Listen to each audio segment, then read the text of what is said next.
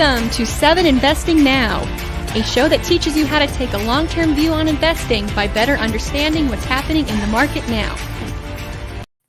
Good afternoon, 7 investors, and welcome to the Monday edition of 7 Investing Now. Now coming to you live at 1 p.m. So if you were looking for us at 12, we're not there. Please tell your friends, live at 1 p.m. Monday, Wednesday, and Friday. My name, of course, is Daniel Brooks Klein. I'm the host of the program, at least for part of the program today. And I am being joined by Simon Erickson. Simon, did you get any weather over there in Houston, Texas? We remain dry, thank goodness, Dan. I like our new time here. I've got an extra hour of caffeine in me now, too, so I'm ready for the show. I have an extra hour of nervous pacing. We're going to talk about the Amazon deal with Affirm. This is a really big buy now, pay later deal. But before we do that, we referenced weather there. Just a little bit of a shout out to any of our friends, viewers in the New Orleans area. I've been through a couple of really large hurricanes and some blizzards. We've all experienced weather, but our hearts go out. Our thoughts are with you. We know this was a very, very significant weather event. But for those of you who are here and watching, we're going to talk about Amazon's just announced. This news broke on Friday, I believe, with Affirm to offer buy now, pay later. Affirm's buy now, pay later checkout option will be available to certain Amazon customers. They haven't said who, so I'm assuming not me, in the US starting Friday with a broader rollout in the coming months. That's the vaguest of details, probably because they don't know what the tech ask is going to be there. The partnership will let Amazon customers split purchases of $50 or more into smaller monthly installments. Friday's partnership is the latest sign of the booming installment lending space. We have seen this happen absolutely everywhere as younger consumers move towards these alternative lines of credit. Part of that is the Credit Card Act, I want to say of 2020, but I might get the year wrong, did make it harder for kids in college to get credit cards unless their parents are involved. Remember, Simon, when we went to college, when pretty much like in your like opening day package, there were like 4 credit card offers. You had no income. That's not a thing anymore. So this does fill a market need, but I want to get the big picture first. And of course, we would love your questions and comments. So feel free to keep those going. But what does this deal mean, Simon, for Amazon and Affirm? Well, first of all, for Affirm shareholders, you're up between 40 and 45% today for your stock holdings. So congratulations. But Dan, let me actually bring this back in an engaging way to start the conversation, which is if you're a retailer of any retail location out there, right? You've got a bookstore, you've got a toy store, you've got an electronics store, whatever it is. What is the most important piece of hardware in your, in your entire store in terms of your business? It's probably your point of sale system. Correct. It's the cash register where you're actually doing the final ringing up everybody's credit cards, taking payments, whatever it might be. That's always the most important. And now that we've transitioned so much of sales to the internet, the equivalent of the cash register is the all-important checkout page. For anybody who has an e-commerce shop, for anyone who's doing business on the internet, the most important part is when you're actually collecting payments from people. And so now we have a new option. Rather than just paying in cash, rather than just paying with check, rather than paying with a credit card, there's this new trend called buy now, pay later, which is taking the world by storm. It's very different than what credit cards are offering today. And any retailers out there, including Amazon, that have an e-commerce shop, are really eager to get this as an option to attract people into their online stores. Yeah, it sort of works like layaway did. Like back when I ran the toy store, here was our layaway. You came up to me with an expensive item, say like an RC car that you wanted to buy for your kid at Christmas. And I'd say, okay, it's $500. And you'd give me $50. And I put a sign on it, like a Post-it note, and put it in a closet. And you came back and made payments. And the problem is often you didn't. In this case, buy now, pay later is very automated. So you go to Amazon and maybe my son wants a $100 sweatshirt. That shouldn't be a thing, but it absolutely is. And he's working. So he says, okay, I'll buy now, pay later. And they'll charge him $20 there. And then whether it's weekly or monthly, it can vary. They will charge him going forward. So is that basically how Affirm works? And Simon, how does Affirm make money? It is. So the younger generation is very untrusting of credit card companies, Dan, and they're very untrusting of banks. You know, last year alone, there was $120 billion in interest paid to credit card companies. A lot of that was at APRs of 20% or higher. There was another $15 billion that was collected for unexpected fees, late fees, or stuff that wasn't transparently disclosed. And so what Affirm basically does is says, yes, We are going to charge you interest if you want to take out a loan in installments and pay it back over time. But we're also going to be completely transparent of what you're paying back over time. There's no late fees because we're deducting it directly from your bank account. You have to be pre-approved to actually get access to Affirm's installment plans. It's basically a much more transparent way that is full disclosure up front for anybody who wants to pay over time rather than entirely up front. And so this is becoming a checkout option. If you buy something on Shopify or other merchants, now Amazon, you'll have a choice in the checkout page of do you want to pay with credit card, do you want to pay with PayPal, or do you want to actually use Affirm? And Affirm is very selective on who it's offering, like you mentioned, Dan, that option to. It's not just going out there and say, hey, everybody use Affirm. It's saying, hey, we think this is a credit-worthy buyer, and we're going to offer an installment program for them called Buy Now, Pay Later. Now, they're not using FICO scores. They are using a little bit of a prove it model. So what do I mean by that? So they say, okay, I see Simon's purchase record, and I see that he did an $80 Buy Now, Pay Later, and he paid it off. So they might then extend to you sort of, let's call it an increase in credit limit. Am I remembering correctly from our discussion on Upstart that's how this, that's not the company's name. I'm sorry, the one we talked about that was just purchased. Afterpay. Afterpay. Sorry, too many company names. Afterpay. But that's how it works, right? This is sort of, and I love this, a trust building model where if you borrow $10 from me and pay me back, I'm much more likely to loan you $100 down the line. This is the secret sauce of Buy Now, Pay Later. This is one of the most important parts that we have to consider as investors in this trend. Right? It's not just, oh, okay, they've got a credit score of this. We think they're going to pay back the loan. We'll make the loan available for them. Affirm is using more than 80 alternative data points to evaluate any creditor's creditworthiness. So if you are interested in using Affirm for Buy Now, Pay Later, it's checking a bunch of traditional things, Dan, like you mentioned. Did you pay back your previous credit cards on time? Did you pay your utilities on time? But also some more exotic things as well. It's scraping through social media feeds to try to figure out what your job is right now and how long you've been there. Are you happily employed? Or are you switching careers every 2 months? I mean, things like this that traditional lenders were not looking at. And Max Lebchen, who, by the way, we can talk about him a little bit later in the program. He's kind of the brains behind all of these alternative data points and the algorithms that will ultimately judge, hey, is this person going to pay back the loans or not?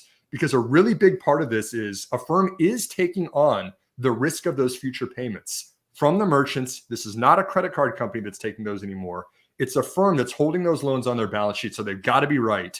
And they're going to have a much lower delinquent loan rate than the industry averages for other payment options out there. Pretty ingenious how they're doing it. But this is also sort of the Planet Fitness model, where Planet Fitness doesn't even take your credit card. They actually take your bank account info. So it is, you don't end up ending your membership simply because it's 3 years later and your credit card has expired. So they are directly connected to a payment source. In their case, it doesn't have to be a bank account. It can be a credit card linked through your Amazon or your Shopify account or whatever it would be. So I would assume that when you're talking, whether it's a 6-week or a 6-month loan, that your default rates go down a lot when it's directly tied to a payment source. There's a two-sided network on this, right? And so, Dan, I apologize. I'm getting back to your question you asked me 5 minutes ago of how does a firm actually make its money? Yes, it is collecting interest payments that are tied to the length of the loan and the amount that the item you're wanting to purchase or items that you're purchasing total up to. So you're charging an interest rate, and sometimes it's as high as 20%, depending on the type of loan or the duration. But a lot of times it's single digits or even in the teens. The other side of it is for the use of its platform, it's charging merchants typically between 3 and 6% of the total the total payment that was made for each one of the transactions, just for a firm to take on the risk and make it available for retailers. And so, in addition to all the algorithms that it's figuring out who's going to pay back their loans, it's also using some really neat machine learning to personalize the vendors that it represents. So Dan, another example, just to make this real, say that you sign up for a firm and it sees that you went out and you bought a life-size stormtrooper from Star Wars, right? It's funny you mentioned that because I've sent my wife pictures once of a life-size Boba Fett and told her I bought it, which I did not, of course, because I tried to come up with the most ridiculous Disney-themed example that I could for this one.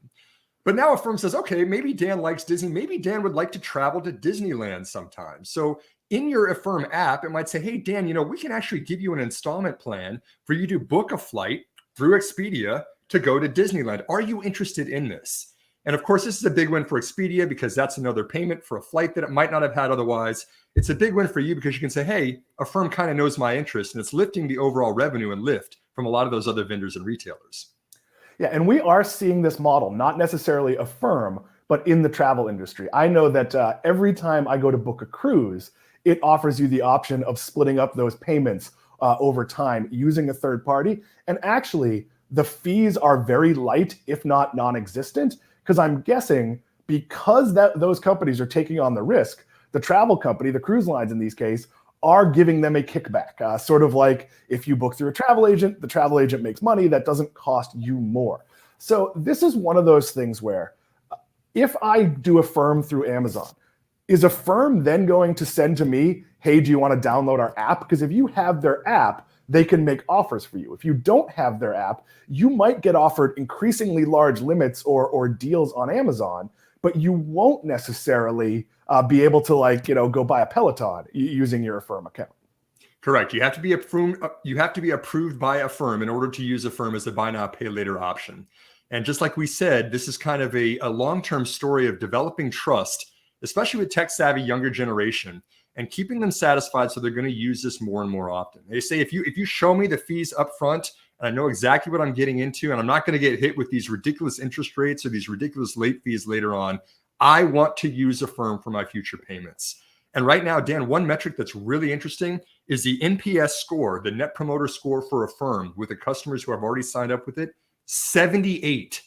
That's right up there with Apple and Tesla. That's extremely high when you consider other financial services companies and banks, which are typically at the bottom of the list because people hate the fees they're getting charged. Affirm is really winning over a lot of consumers. Yeah, it's also a guaranteed repayment from your point of view, as opposed to a credit card where, your refrigerator breaks, you buy it on a credit card, and then something else goes wrong and you're making minimum payments and you're endlessly in that interest loop. This is, call it a short-term pain. And even if you have to make some sacrifices, you might literally go like, are we going to go to dinner at Applebee's tonight? No, let's not do that, because that $40 can be our Affirm payment. Now, it's worth pointing out, as far as I know, you don't have to apply. Affirm is basically popping up as a choice if Affirm, through its dragnet, let's call it, decides you are credit worthy in terms of this. So this is not like a credit card where you actually have to fill something out. Am I getting that right? It is, Dan. And kind of what they're referring to this is responsible lending, right? Affirm's bigger picture they're trying to accomplish is people who shouldn't be taking out credit, not taking out credit. So many credit card companies were just preying on people that couldn't pay back, right? They'd rack up more and more interest payments. It got higher and higher every month. If you couldn't pay it back, you'd hit late fees. You get all these other fees. Like, it was unfortunately the people that couldn't pay it back that were fueling the revenues and the profits of these large companies. Affirm is saying, hey, we don't want to be making loans to those people. We want to have this as a responsible lending option for people who are going to pay it back. And we're going to be very selective about who we use, who we actually approve for those kind of things in a completely alternative way to doing FICO scores. And so it sounds obvious. It's actually very, very hard to do. We talked about Max Levchin a little while ago. Max Levchin was the chief technology officer of PayPal.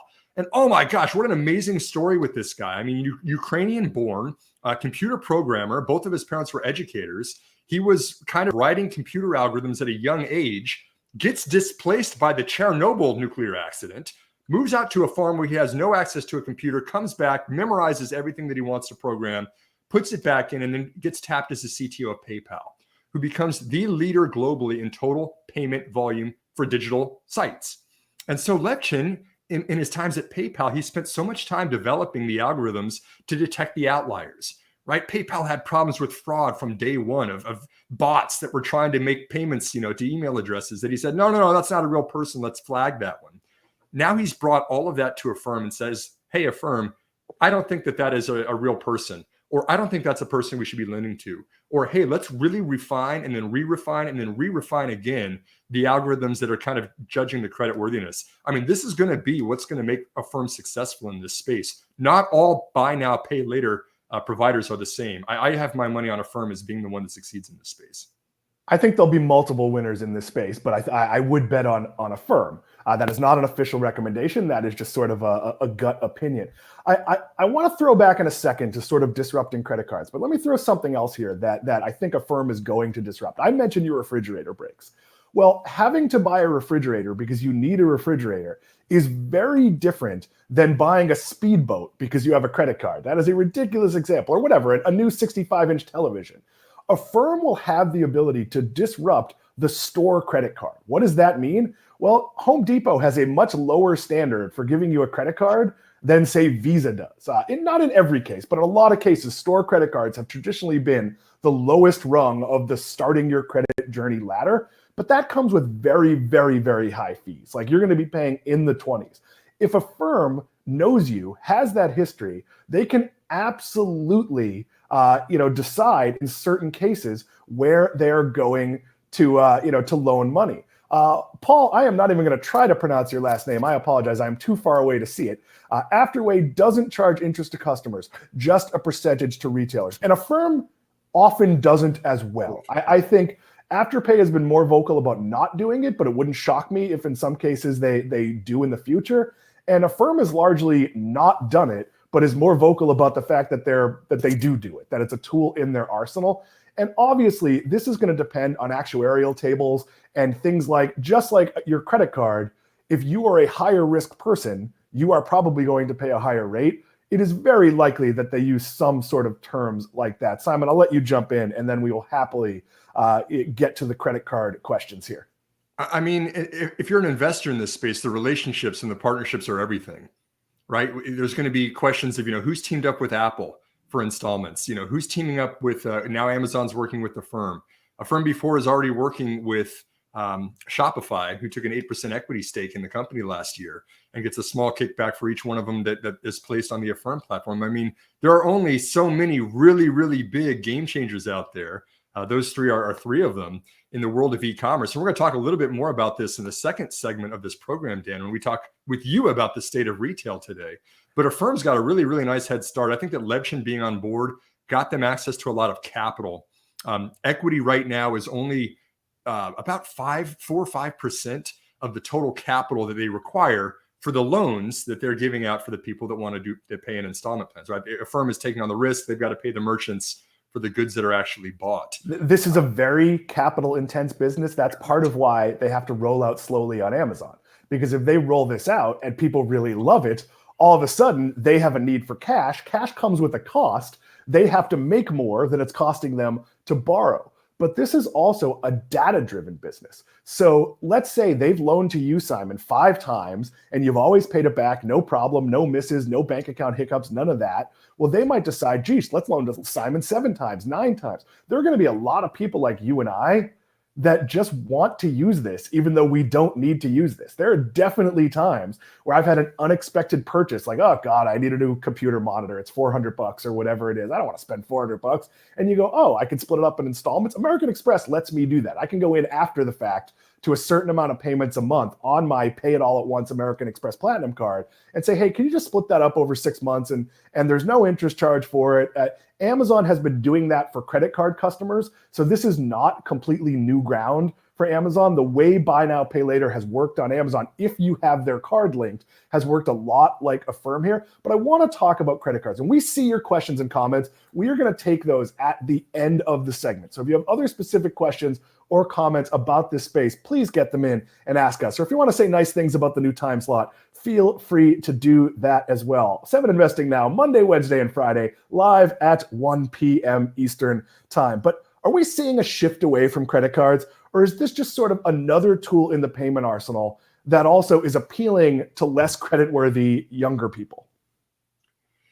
It's not the credit card killer, Dan. I think that there's still definitely a place for this. People want to get points, that they can use at Marriott because their credit card is set up so that they can have loyalty rewards that are attached to them. But I do think that it's a new option for people who are doing business primarily online rather than the point of sale machines where you're swiping or inserting your credit card all the time. That is very appealing, and back to the point of personalizing the deals. I think that's a huge part of it too, is as a firm learns more and more about who's going to repay in installments and who do you want to actually be loaning money to. Imagine those vendors, like the example we just gave of Disney kind of influencing the Expedia trip. Would Expedia know through Affirm that you're a type of person that likes to make those type of purchases and that you're going to pay it back? And would you give 10% off of an offer for a flight to somebody like Dan that you want to do business with? I mean, I think that there's a lot of insights in the data, in the transaction data that can be learned from this. And it's going to kind of compound over time. So I think that's definitely playing to Affirm's long-term advantage.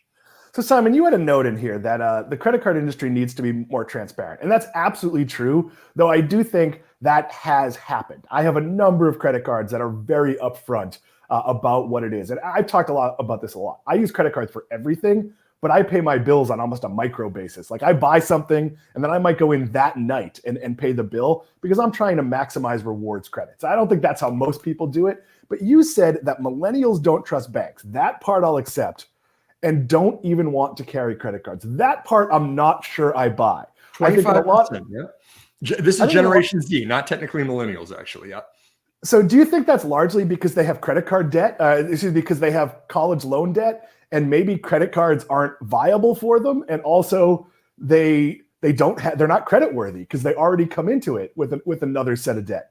Both, yeah. I mean, your parents telling you, hey, stay away from credit card debt. You don't want to be racking up credit card debt. That probably imbues some knowledge over the years as well. Like you said, are they the people that the credit card companies want anymore? If they're already burdened with student loan debt or aren't making a ton of income right now, maybe the credit card companies, as they've cleaned up their own practices, aren't actually offering them to them in the first place. It's they're not tool in the toolbox. They're not allowed to offer them, and that's been really important. So I want to share a chart here from our friends over at Statista. They are not our friends. They are a public service. I'm sure they're very nice. But buy now, pay later has grown exponentially. Simon, if you want to dig into the numbers, I'm sure you can see this better than I can. Yeah, sure. I mean, we're looking at over $100 billion estimated in the next 4 years from a base of like $30 billion today.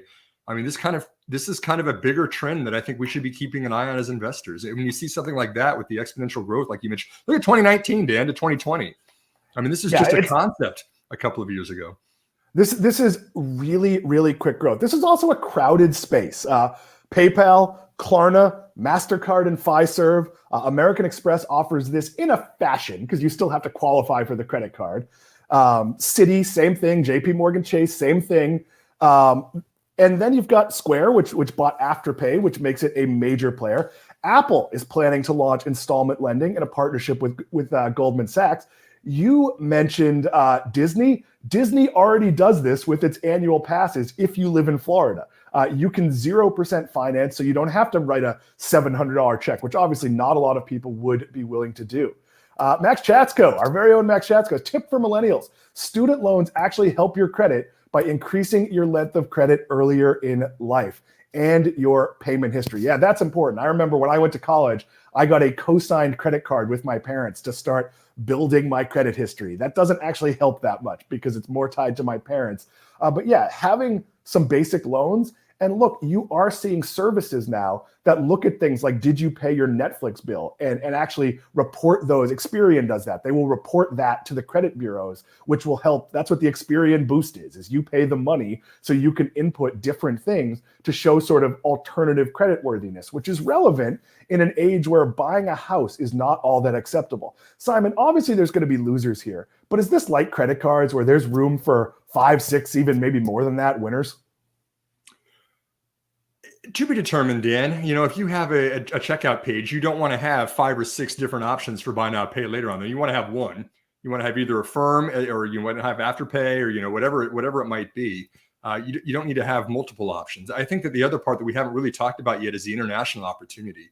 We've talked a lot about this in terms of how we're buying things online here in the United States. There's a huge opportunity for developing markets where people don't have credit scores or there's not a whole lot of transaction history because they've been paying in cash. And so what is an opportunity to find those people who are credit worthy, but just don't fit into the check boxes of the current system? And how can you actually loan them money so that they can go on and expand their own retail operations too? I think that in my mind, there's a handful of winners. I'm not sure it's as high as 5 or 6. I kind of think there's like 3 or 4 personally. Yeah, I think there's going to be a lot of sub winners though. Like this is a interesting way for American Express to sort of not be a traditional credit card. American Express does have traditional pay later credit cards, but their core business has always been this, you sort of have no limit, but you pay at the end of the month. Their ability to see my credit history of, wow, Dan's always paid his bills. Maybe he'll use his Amex more if we extend him these terms. I think there will be some winners like that and some other things like whoever works with Apple will be a winner just because they're working with Apple, and Apple products are expensive. So if that's Goldman Sachs, they may have one client, but they're going to be a winner in this space. I want to take the that's a huge one, Dan. And reputation is everything, right? Goldman Sachs. What was it described as the vampire squid that was sucking people's faces off years ago? Terrible analogy for the company. But now they want to be the teddy bear that builds trust with consumers, and so they've got Marcus that's going for consumer financing. It is a crowded space. It'd be interesting to see who pulls their way as the leaders in this one. And Apple doesn't partner lightly, so that is quite a vote of confidence. I want to bring up Amjad Sabir's comment because I don't think we fully addressed it. And he asked, any impact on Shopify Square with the Amazon Affirm deal? I don't think this changes anything between Shopify and Amazon. It maybe takes a tiny bit of momentum from the sort of Shopify marketplace and people who, because they offer that, maybe would look for products there. But I think both of these companies have just they're not really competing, even though they're incredibly competitive, if that makes any sense. Simon, feel free. Yeah, and two different sides of that, right? You said Shopify, and then we said Square. Square is actually a competitor to Affirm now because of its partnership, because of its acquisition of Afterpay, whereas Shopify is a partner with Affirm because they are offering Affirm as an option on their platform with the vendors that sell on Shopify, and they have an equity stake in the company too. So it'll be interesting to see, like we said, as this progresses. So let me throw out the question we always ask about Amazon. Amazon is pretty famous for sucking your data dry and then leaving you by the side of the road. Is that going to happen here? Could Amazon just use this to see if this is something its customers want and then launch its own buy now, pay later, or bring in other partners? I don't think exclusivity has been explicitly guaranteed in any of the public parts of this deal we've seen. Oh gosh, you've got to think, Dan, in some of the closed door meetings, there was kind of these looks, right, of like scratching your head saying, what is Amazon going to use with all of our data? Are they going to have their own buy now, pay later solution later on? There was no reveal of the financial terms, if any, in this partnership with Amazon and Affirm. It seems like, from what I can see so far, it's just Amazon allowing Affirm to be an option for it, rather than Amazon taking an equity stake, rather than Amazon, having some kind of financial interest in this. That kind of makes you wonder what Amazon's long-term game is for this, Dan. I wouldn't personally be surprised to see them try something like that in the future. Yeah, if I'm a firm, I'd be trying to make a deal for Amazon to take an equity stake. I would think that would be your best protection. Now, what we don't know, and it's very clear, is there's lots of things in deals. There might be trigger points in this where Amazon has the right to buy 5% at a certain price, or probably a pre-exploding valuation price, because obviously this has gone up quite a bit. This is going to be a topic we talk about a lot. This is a developing method of payment. It's one that's going to come up. We talk about the financial space, so this is not the last you've heard of this. But we're going to seg in a minute to talk about the current status quo of retail. But before we do that, I want to do two things. First, there were a couple of comments, JT. First from Martha Barry West about the new time. Love the new time. I was missing some of it while driving home at noon. A real fan of the show, a personal friend, not someone I knew, but someone I've met through doing this that is a joy. Glad to have her following us. And there was another great comment on there if you want to share that. I like the new time too. It used to cut into my dog's midday walk time, and she started giving me the side eye every time she heard Dan's voice. I am a friend to man and animal. I do not want to anger your dog. But Simon, the second thing I wanted you to talk about, and we have a graphic for this, is our brand new report from our very own Anirban Mahante. Why don't you tell the people about this special free report, or SFR, as it's known in the industry? Yeah, thanks, JT, for putting this up. This is kind of something we announced on Twitter a couple of days ago. We also announced to our 7 investing subscribers who always get free access to these reports. But Dan, why are we doing this? It seems like there's a ton of research and a ton of reports that are out there, but we say that as investors, we really, really, really want to get into the nitty gritty of some of the innovative trends that are taking place out there. And we're not just going to go out there and say, hey, this is a $5 trillion market opportunity, buy this company now. And we're not just going to say, hey, there's 100 companies, maybe you can buy these 10 of them, and good luck. We're really doing some deep research on these, month-long plus research that's going into influencing these reports. And Anirban, with his recent SFR that he wrote on zero trust, it goes back to the PhD that he did on network packets being sent along the internet, right? This is kind of the early days of Netflix that's then gone on to influence kind of the machine learning that was used for cybersecurity. And we started talking about it. We said, Anirban, everyone's talking about zero trust right now. Biden administration is saying the companies need to adopt zero trust in their own cybersecurity infrastructure because there's too many hacks going on. Too many colonial pipeline hacks out there. There's now blockchains and Bitcoin that's ransomware that's going out there. What does all of this mean? And who's the front runners to benefit from it? And that's exactly what Anirban's done. I really recommend everybody download his report directly on 7investing.com. It's technical, it's deep, it's in the weeds. I apologize for that. It's going to take a cup of coffee, maybe two, to get through it. But this is what we wanted to do, Dan. We didn't want to just have a high-level 10,000 foot report. We wanted to get into the nitty-gritty and really try to make sense of what's going on and honestly find the best investment opportunities. And we're going to do this every month, Dan. We're going to have more and more of these special reports that are very, very technical because we want to showcase innovation for our 7 Investing members and the people that come to our website very first and foremost. So years down the line, you can say, hey, I remember hearing about that on 7investing.com and I read the special report that they put out. Yeah, and just very briefly, because we talked about me doing one today, and it really forces you to bear your process. Because you asked me about an industry where I think the big winners are really obvious, but some of the other players that are winners are not ones you would realize are winning because they're not necessarily the most popular. They're not necessarily the most downloaded or the most whatevered. They are financially giant winners because of what's going on. So I think you get to see sort of a lot of the process of 7 people and sometimes outside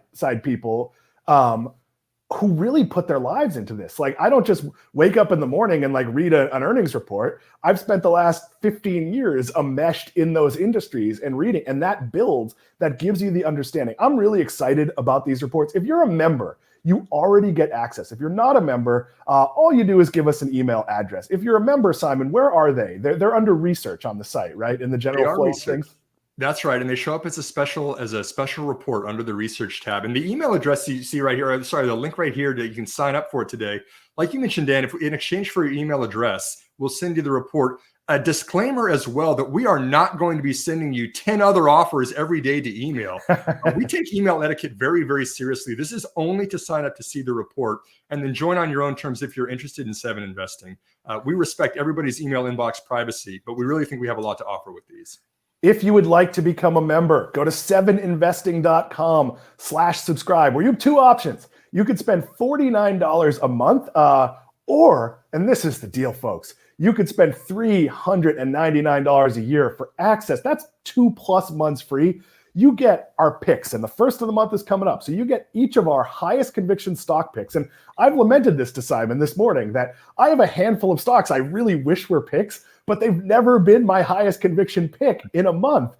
And that really shows you're getting the best of the best. You also get access to our members only calls. You get access to our new member call in your first month, all sorts of special members only features. Let's get back to the program. And as we do that, we would love your questions and comments. But as I did last week with Anirban, I am going to turn around and hand the hosting duties over to Simon. Occasionally we cover something where it's in my field and it's weird to ask myself questions. So we're going to hand this over for Simon to be the host for a little while here. 180 degrees shift here, Dan. But, we talked about Amazon and Affirm in the first part of the program. I talked a little bit about what that's going to mean company by company, but bring this to the higher level for me, man. I mean, what is buy now, pay later and the deals like this? Or what does this kind of tell us about what's going on in retail today?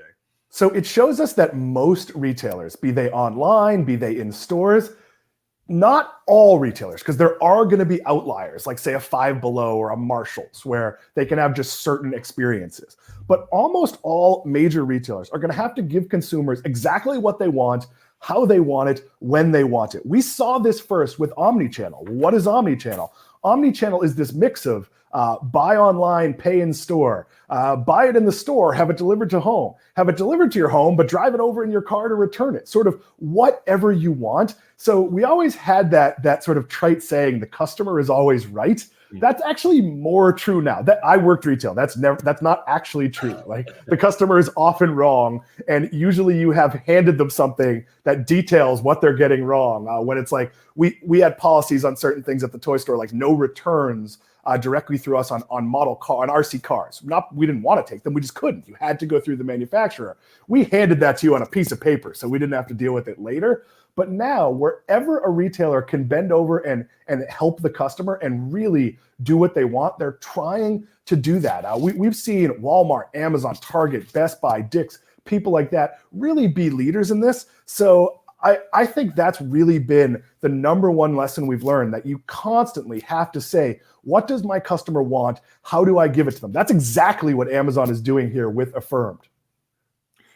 So, okay, Dan, so that's a great point. You pointed out to some leaders that, have done well with this. Retail has changed a lot in the last decade. Do you think that there's anything that we can consistently see as a tell or a mark of a retailer who's set to succeed further in the future? Yeah, absolutely. And I think Amazon led the way with this, and it took Walmart and Target a while to catch up, and certainly other players. But you have to constantly be thinking about what's next. It's not really about what's now. So, Amazon is working on probably 5 things we've never thought of. When they announced same-day delivery, they didn't announce that we're going to have same-day delivery in 9 months. They're like, hey, in select areas, we have same-day delivery. We see Walmart pushing the boundaries with Go Local, its new third-party delivery service, which Anirban and I talked about on a show last week. We saw Dick's Sporting Goods, which is a really surprise winner. They're trying out like a whole bunch of different formats and owned and operated brands. And Target has been really, really innovative. So, this applies in restaurants as well. There's a few that can sit back and just kind of wait. But for the most part, you have to be at the cutting edge. So, of course, there's exceptions. If you're Costco and you're membership driven, you can wait until you see if customers really want it. And if it's, become something they really use at Amazon or Walmart or Target, and then go, oh, okay, we'll offer some limited version of this to meet. But that's kind of the exception. Like, you are probably not going to go to your local grocery chain if they don't offer curbside pickup or home delivery because you want those things. So this has become a much more customer-centric business. And look, it was easy in the old days when everyone had to come to you to have we smile and we're nice. Like, that's kind of how Publix, the grocery chain here, works. But hitting all these other, wait, you want delivery via rowboat at 4 a.m? All right, I guess we'll hire a rowboat guy. I'm teasing a little bit, but that's sort of what's what I look for. And if it's not that, I look for what makes this business model unique. You can have unique business models. I threw out Five Below. A Five Below is not going to spend a lot of money on delivery because the whole purpose is driving you to the store. But they will keep an eye on it and make sure we have to have some sort of website, and maybe we'll start to offer our best of or grab that, or who knows what it is. So the good companies, just like good investors, are constantly challenging themselves. So it's a good point that consumers are becoming a little more demanding or what they want out of retailers. You mentioned a couple of them there. The 2-day shipping, of course, is kind of the table stakes now for anybody doing business online that Amazon kind of pioneered. Go local, like you mentioned, that was another one we just talked about, buy now, pay later.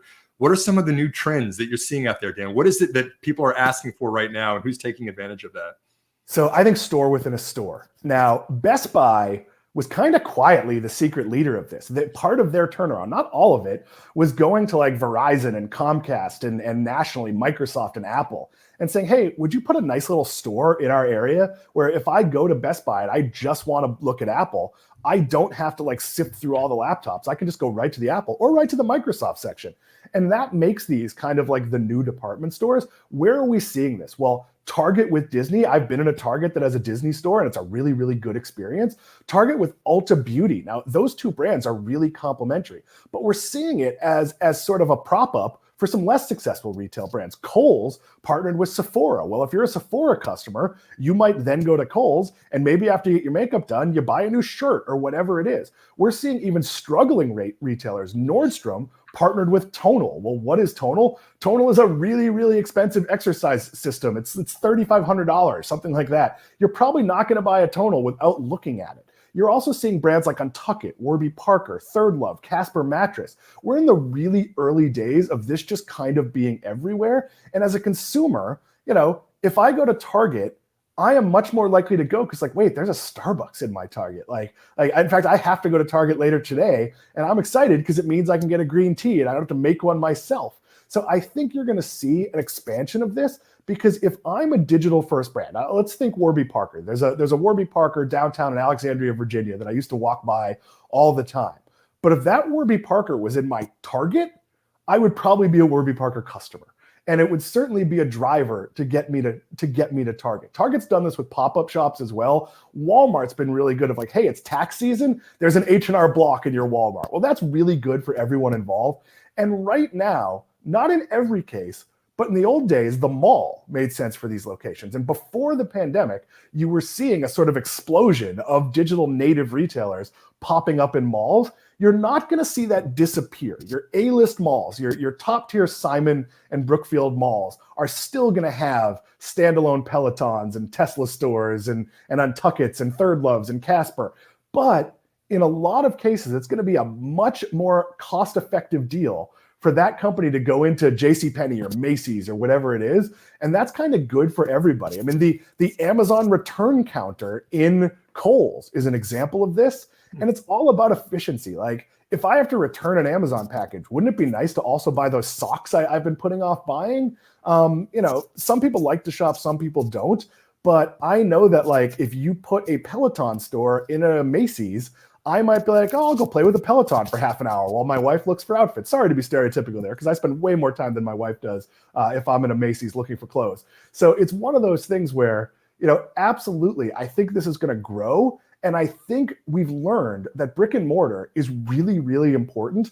But the expense of opening your own store, staffing it, doing all those pieces might not be worth it. So you might see a future for, say, a JCPenney as almost like a mini mall within the mall, because Simon Properties owns Brooks Brothers and some other brands. I'm forgetting which ones that they Lucky Jeans would be another one that they could, in theory, if that store is not in that mall, they could say, hey, let's have a Brooks Brothers section in our JCPenney. Is that an overlapping customer? Not exactly, but well, I buy my suit and shirt. Like, they sell belts, they sell socks, they sell, generic dress shirts that maybe are way less expensive than a Brooks Brothers dress shirt. So I think there's a lot of like, give the customers as much as you possibly can. And there's a point you push that too far where you dilute your own brand. McDonald's salads turned out to not be necessary. But for the most part, I think this is an absolutely exciting, growing trend. And there's a lot of players here. So this is interesting, Dan. So rather than Simon Property Group, who owns the malls and doesn't really care who fills in the spots because it doesn't want to have any vacancies, it's just charging people for the space there. You're saying that large retailers like Target can set up shops within the shop and be much more selective about who they're partnering with and who they're offering, because it might be complementary to what they're selling too. Yeah, absolutely. So like, you talk about Target and you look at the Disney store. Well, the one I've been in is near my condo that's near Disney. So obviously a lot of the people there are in a Disney mindset. So I would expect that most Targets in Florida will have this partnership. Ulta Beauty and Target are both sort of discount brands with a high level of cachet. Like someone who's a little snooty might shop at Target, but probably won't shop at Walmart. And they would probably shop at Ulta Beauty, but maybe not a Target beauty section. So this really gives more. And this isn't a store within a store, but one of the Targets near me, the one that has the Disney store, has a really nice liquor store with local beer. And it really feels like it's like a well thought out local liquor store. Now that makes sense because I'm in Target already. Maybe, I'm in a tourist area, so I'm probably buying alcohol so you're going to see a lot more of that. And generic things like Target Optical, those might exist for a price point, but I think it's much more likely that you see like a Warby Parker or even like a Stanton Optical, something that's similar to Target, but has a more, a bigger footprint, has more brand recognition. You're Googling it. Nobody's Googling cheap glasses. They're Googling, Stanton Optical, or they're Googling Warby Parker. And Warby Parker's worked really hard to like mail you 5 frames, but that's a tricky method of doing it compared to walking into a store, and trying on 40 pairs of frames, in front of my wife or son, who will tell me which ones look good on me, hopefully not playing a prank on me. So those do look nice, by the way, Dan. I like what you have chosen.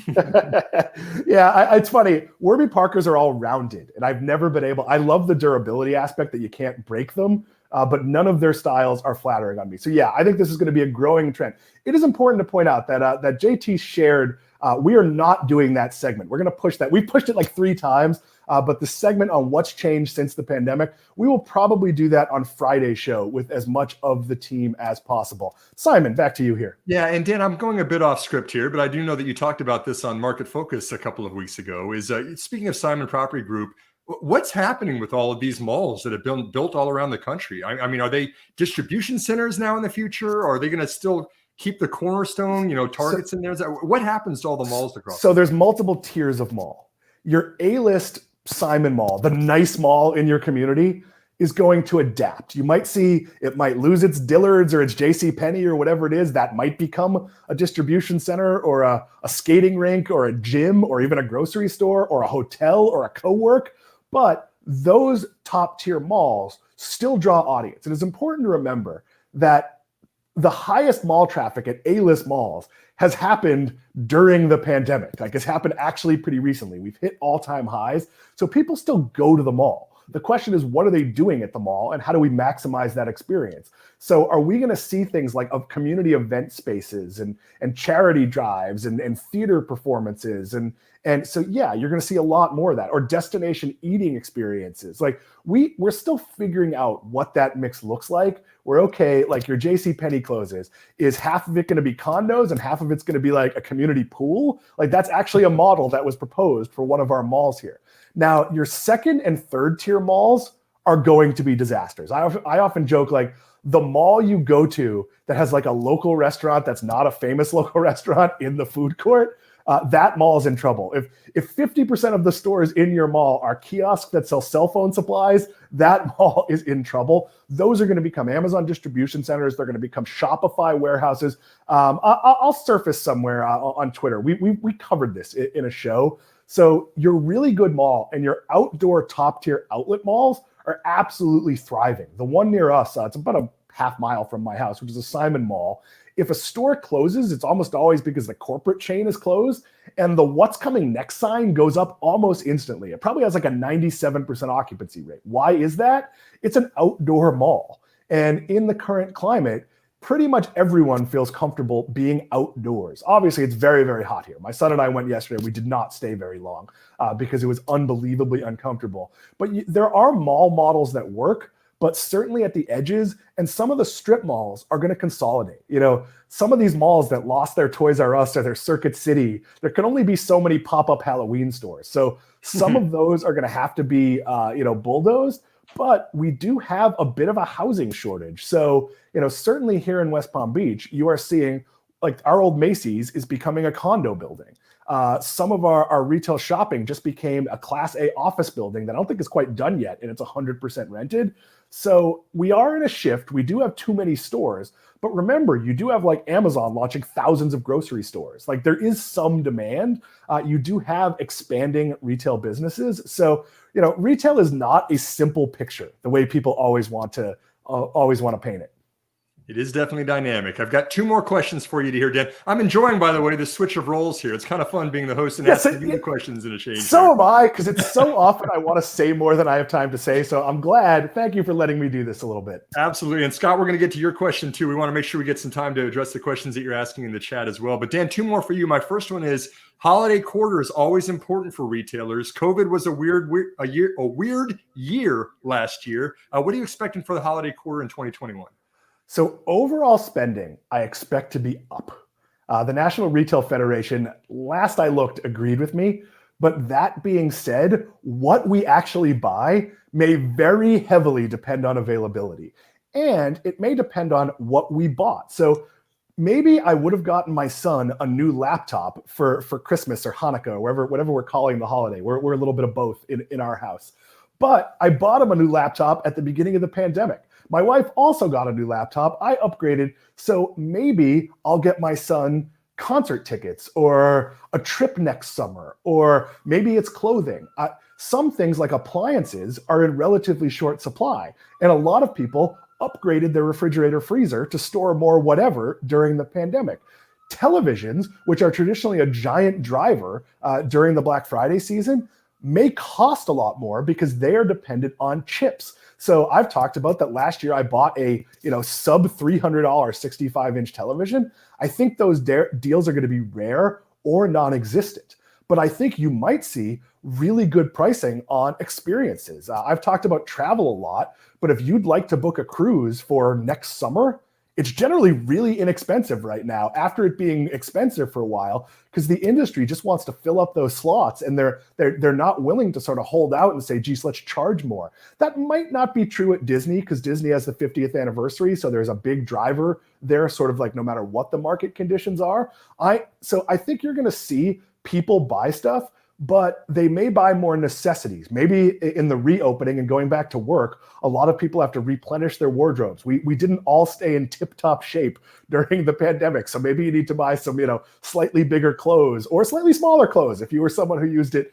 But so I'm confident in spending. I think we're in a really good place with employment. I know if you're unemployed, it doesn't feel like that. But overall, nationally, there are more job openings than there are people looking for jobs. We've seen wages rise at least the lowest level of the economy, not necessarily at other levels of the economy. So there's a lot of things, but we are looping a very strange year. We might see a lot of families where their big Christmas gift is a car because they haven't been able to find a car. And if we hopefully have some pickup of chip production, it's not going to be low-end, Kia Sportages. It's going to be Ford F-150s and high-margin, more expensive cars. But at some point, you cannot put off buying a car. So Christmas, if you need to get somewhere and your car doesn't work, at some point, it's not worth fixing at almost any cost. So I'm very excited for the holiday season, but I think making any specific predictions, like, I wrote something about Peloton this week, and I sort of expect it to be a good holiday season for Peloton, but if it wasn't, I wouldn't be shocked either. So, there's a lot more wild cards than there normally are here. And a great point too about the anticipation of prices going up for anything that's got semiconductor chips in it. We just saw Taiwan Semiconductor, the world's largest provider of semiconductors across the globe, increasing prices by 10 to 20%. You can almost certainly guarantee that those are going to manifest as price increases for consumer electronic devices. One last question for you, Dan, is I know that you know a lot about retail. What's a couple things that as investors we should be keeping an eye on right now? So stop watching earning report stories because they're generally not getting it right. The second line of multiple retailers' reports use the term 2-year stack to talk about their results. What does that mean? It means that if you're a grocery store or Costco or Walmart or Target, you got an exceptional amount of sales because of the pandemic. Those weren't necessarily high margin sales, but they're not duplicatable. People are eating out more. They can go farther to grocery stores. So what those companies are saying is, hey, yeah, we might be down year over year, but look how much up we are over 2 years ago. And that's like judging it as a marathon, not as just looking at a short piece of the race. I talked about this on Friday's show, that if I run really hard in the marathon and then crawl over the finish line but still win, I won. And I know that's not an entirely apt analogy because the retailers never get to stop running. But it doesn't matter if, say, Netflix, to pick a non-retail example, says we're going to add 100 million subscribers this year and adds 92 million in the first quarter and then beats it, gets to 110 million, but it looks wonky because a lot of the numbers were front-loaded. That's what you need to do when you look at retail right now. You need to dial out and go, okay, are these companies achieving their 5-year plan or at least their 3-year goals? Not what did they do quarter over quarter? I've talked a lot about this. In my family business, if I made a big retail sale, we put that with an asterisk because it wasn't necessarily duplicatable year over year. Simon, I know we have some questions on here we wanted to get to as we run out of time. So I'm handing it back to you, Dan. It's been fun being the host, but I actually like it when you're the host much more. All right, thank you for letting me do that. We're going to share Scott Eisenberg's question. He says, I'm always worried in the back of my mind that the market will crash or go down a lot. How do you prepare for such a possibility, both mentally and also in your investment? Simon, I will let you take that one. It's a great question. I think that the first thing I might respond to that is how do you define the market, right? If we're looking at the largest 2,000 companies, and that's the market, that's a lot different than if we're looking at the S&P 500. The reason I say that is the S&P 500 is becoming more and more dominated by the largest tech companies of America, right? If you just look at Apple, you just look at Facebook, you just look at the kind of the big the largest companies that are out there, they're becoming a larger and larger weighting of the S&P 500. So the S&P 500's returns is more and more mimicking those large tech companies rather than like the retail companies Dan was describing, rather than the banks, rather than the healthcare companies that are out there. It's interesting how we define the market more and more these days. I don't think that, aside from normal volatility, I don't see a whole lot of huge long-term risk landmines at those larger companies. There's still a digital transformation underway. Anything that's consumer facing, which is why we always like to talk to Dan so much about retail. 70% of America's GDP is on the consumer. I mean, all of that is really important. It seems like it's a pretty good time for the consumer right now. As Dan mentioned, lots of job openings. The economy is coming along pretty healthily. Still very low interest rates. I think that it's sometimes as investors, we overthink the question of when is the right time to buy the dip, or, do I need to get in at the very, very bottom? What if it drops 5 or 10% from here? And the reality of it is, if you're thinking in a 5-year time horizon, and you're not just putting all of your money in at one single moment in time, it's okay to add as stocks fall. It's okay to add as stocks rise. Thinking long term, because really the market is always forward looking. It doesn't matter what the previous price of the S&P was 5 years from now. I don't want to be glib here, but markets crash. And during this current pandemic-driven stretch, they've crashed and recovered in very quick times. But if you're a long-term investor and you own good companies you believe in, it doesn't matter if something, Chipotle, great example. They had their scandal, the stock crashed, but fundamentally a really good company. Just took a long time to convince the market of that. That is going to happen. Microsoft crashed more than 40, maybe even 50% with Windows 8, which was a product well ahead of its time. That was actually a good idea, that just didn't work at the time. So I try, and this has happened to a couple of my companies in the past few weeks, where short-term news caused double-digit stock drops. And I just look and go, wait, that doesn't change anything I think about that company. I understand when you see the market down 20%, 30% and your stocks get hit, it's scary. But I want to close out with one more question from Amajad. And thank you, Daniel Delgado. We appreciate that information. But if you want to pull the Amajad one up, Zoom, working from home, a lot of weakness lately. Thoughts on earnings after market close? I'm just going to jump in quickly here, Simon. I have one sentence on this. Sure. In the short term, I'm concerned about Zoom. Well, it's 2 sentences. In the long term, Zoom will catch up to its valuation. This is a product that has become a default for a lot of people. Simon, give you the last word here. No, I agree. I agree with you, Dan. Think long term on that one. So we are rapidly running out of time. We appreciate how many of you played along today, but we are going to hit our finisher. If you want to put that up on the screen, JT. Which sectors are investors getting the most wrong? 28.3% said cannabis, 33.2% said cryptocurrency, 18.1% said electric vehicles, 20% said oil and energy. On the first 3, Simon, I think a lot of people are getting it wrong in that they're chasing any player, not the best player. There are winners in all of those spaces, but it is really different in buying, say, Tesla or buying Nikola. That was the Rivian valuation stories were kind of what spurred this question from me. Yeah, totally. I mean, there's so much froth in electric vehicles and batteries right now. The expectations are completely out of touch with reality. That's probably a good vote. Cryptocurrency is still misunderstood too. Blockchains are really gaining a lot of enterprise adoption. It's not just the current price you see of Bitcoin. I think that's kind of masking what's really going on with the industry. So both of those, I think, are pretty good options. Yeah, I'll say about all of these, with the exception of oil and energy, which would be more Max Chatsko to talk about, is that really look for quality companies. And certainly cannabis is a space I cover a little. And it's one where everyone thought, oh my God, there's going to be more legalization. And they didn't realize it's really easy to grow cannabis. It's really hard to build a brand. So if you're just opening a farm and that's your business, or sort of a generic dispensary, but we've also seen, say, like MedMen get ahead of itself, expand way too quickly and run out of money and not work. So these are really tricky spaces. I'll throw in sports betting and streaming as well as spaces where just announcing you're adding sports betting might cause your stock to jump 15%. Be a little bit wary. With that, this has been a fun 1 o'clock show. The only negative being our day is closer to over and there's still a lot to do. But if you'd like to get in touch with us, it is info@7investing.com. That is for emails about your membership, questions about what it's like to be a member, anything, maybe you're having trouble finding something on the site, questions like that. If you'd like to interact with us, we are @7investing. Feel free to tag us. If you're a member, share out your referral code, tag us with that.